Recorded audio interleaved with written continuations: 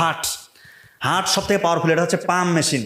Motor দেখেন না, এই যে আমাদের এখানে দোলাবাড়ি বলে, মানে যেখানে ক্ষেত খামার আছে না, ধান চাষ করে, এক জায়গায় মোটর বসেছে, ওইখান থেকে সব জায়গায় পানি সার্কুলেট হয়ে যাচ্ছে। এরকম আমাদের এখান থেকে রক্তটা পুরো বডিতে সার্কুলেট হয়। এই হার্টটা যদি ঠিক না থাকে, এখানে যদি ওই যে চর্বি জমে, এক কথা কোলেস্টেরল জমে, হার্টে ব্লক হয়, আপনার কাম শেষ। তাহলে কিভাবে বুঝবেন? একটু কাজকর্ম করলে দেখবেন হাঁপায় যাবেন, তার মানে আপনার হার্টটা ঠিক নেই। সিঁড়ি বেয়ে উপরে উঠতেছেন, দেখতেছেন আপনি হাঁপায় যাচ্ছেন, আগে আপনি এরকম ছিলেন না।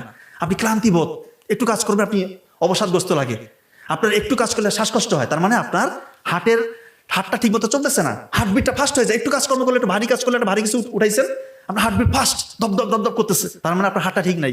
হার্ট ঠিক রাখতে হবে কিভাবে পারবেন? এটা তো আগে থেকেই করতে হইতো। এক গামলা ভাত নিয়ে যদি বসে খান, আপনার হার্ট জীবনে ঠিক থাকবে না। ভাত খেতে হবে কম, শাকসবজি ফলমূল বেশি করে খেতে হবে, খাবারগুলো চিবিয়ে খেতে হবে। এখানেও রাতের ঘুমের খুব জরুরি একটা ব্যাপার আছে। রাতের ঘুমটা ইনশিওর করতে হবে, আগে আগে রাতে ঘুমাইতে হবে। বেশি দুশ্চিন্তা করা যাবে না। দুশ্চিন্তার মধ্যে কেউ যদি থাকে, সে যত বড় চাকরিজীবী হোক, যত বড় পদ পদবীর হোক, সে ছাত্র হোক, যেই হোক, যেই বেশি দুশ্চিন্তা করবে তার হার্টের উপর ইফেক্ট পড়বে, কারণ কর্টিসল লেভেলটা তখন বাড়তে থাকে। যখন আমরা খুব বেশি দুশ্চিন্তা করি, আমাদের কর্টিসল লেভেল বেড়ে যায়। কর্টিসল লেভেল বাড়লে এটা হার্টের জন্য খারাপ।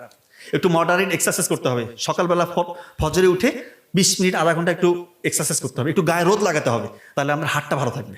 কথা কি বুঝতে পারতেছেন?